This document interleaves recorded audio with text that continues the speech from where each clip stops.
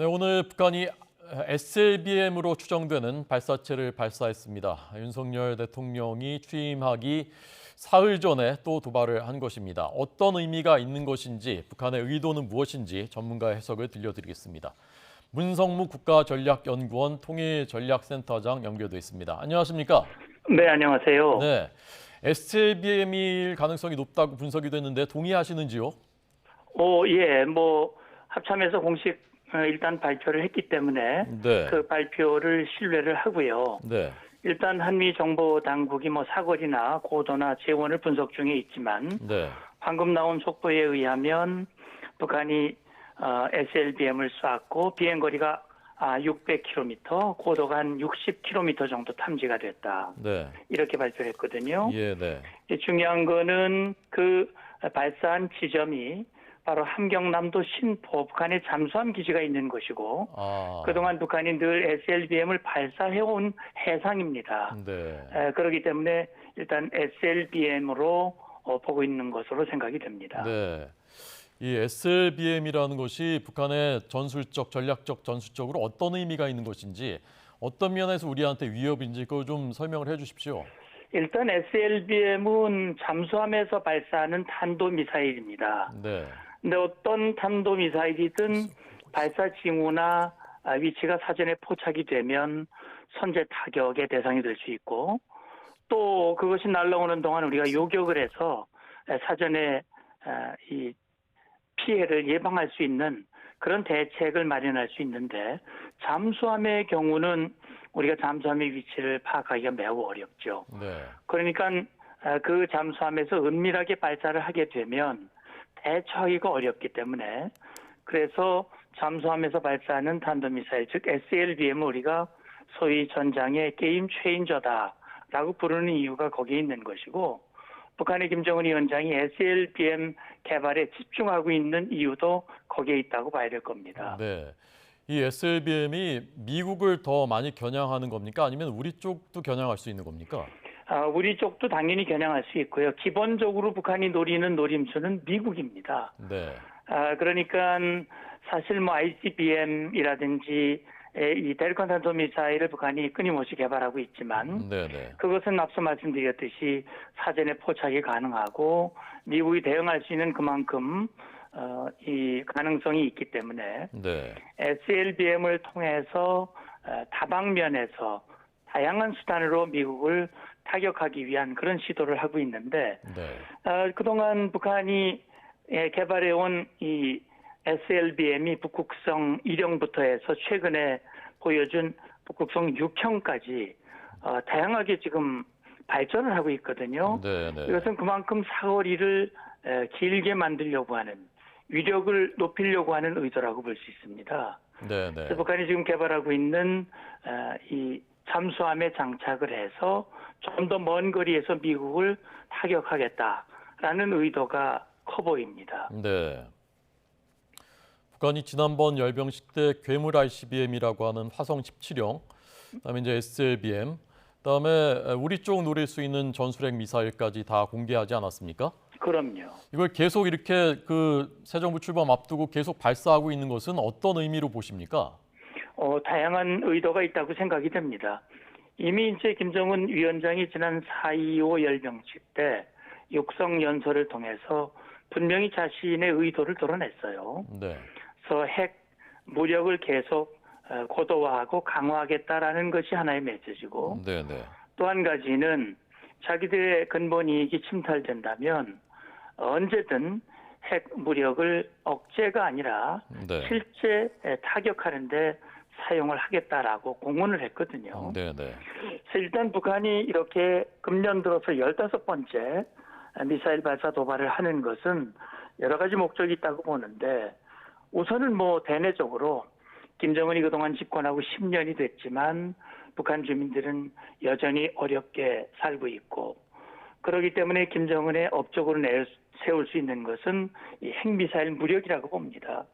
네, 이걸 계속 북한 주민들에게 과시함으로써 주민들의 흔들리는 이 민심을 결집을 하고 김정은 1인 지배 체제를 공고히 하려고 하는 대내적 목적이 우선 있고요. 네, 대남 대미 목적도 물론 있습니다. 특히 미국을 향해서는 북한이 그동안 미국에게 요구하는 것이 두 가지지 않습니까? 하나는 이중 기준을 철폐해라.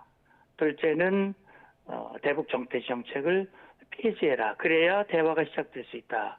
네. 그러나 뭐 바이든 정부는 그런 전제 조건을 내세우지 마라라고 요구하고 있거든요. 네, 네. 그렇기 때문에 미국을 최대한 압박할 수 있는 소위 말하는 4년 전에 김정은이 직접 약속한 이 모라토리엄, 대륙간 탄도미사일 그리고 핵실험. 근데 이제 대륙간 탄도미사일은 이미 여러 차례 발사했기 때문에 네. 남은 건 핵실험입니다. 이걸 통해서 미국이 자기들의 요구를 들어주지 않으면 네. 자기들은 자기의 길을 갈 것이고 계속 위협과 긴장의 수위를 높이겠다. 예. 이런 의도를 가지고 있다고 봅니다. 네. 미 국무부가 북한이 이제 7차 핵실험을 이달 중에 준비를 마칠 가능성이 있다 오늘 밝혔는데 네. 지금 말씀하신 것에 비춰보면 이제 핵실험 가능성이 있다. 그래서 네. 7차 핵실험이 이 7차라는 게 그동안 계속 반복되어 오니까 이게 과연 무슨 의미가 있는 것인지 잘 와닿지 않는 면이 있거든요. 어떤 네. 의미가 있는 것인지 좀 말씀해 주십시오. 일단 그동안 북한은 6차례 핵실험을 했습니다. 네.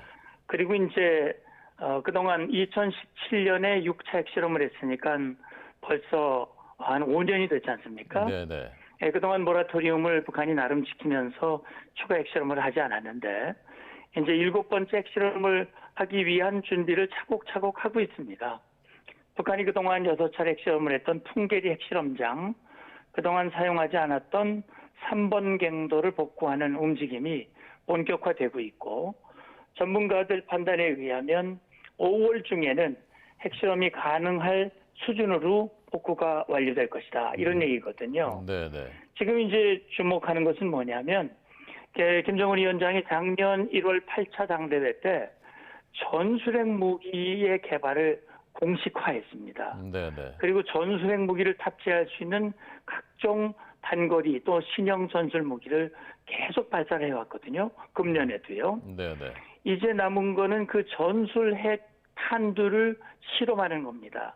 그 위력과 가능성을요. 네, 네. 그래서 7차 핵실험은 그 가능성이 높다고 보이고요. 네. 그렇다면 우리를 향해서 또는 일본이나 미국의 영토인 괌이라든지 이런 쪽에 직접 타격할 수 있는 사용할 수 있는 핵 무기가 현실화될 수 있다. 네. 이것이 굉장히 큰 위험 요인이라고 볼 수 있습니다. 네.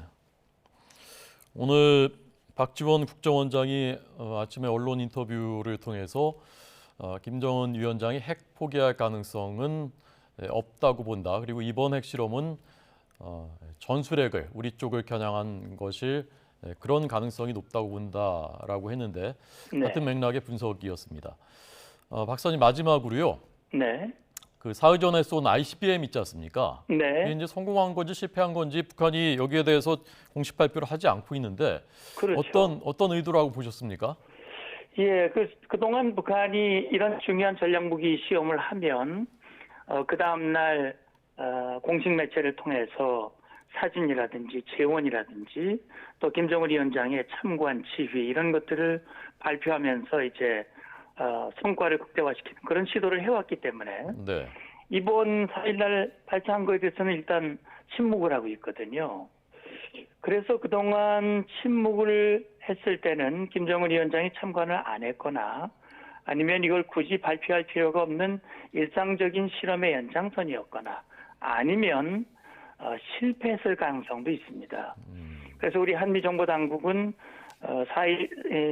4일에 발사한 이 화성 17형으로 보여지는 추정되는 이 ICBM은 실패했을 가능성도 있다.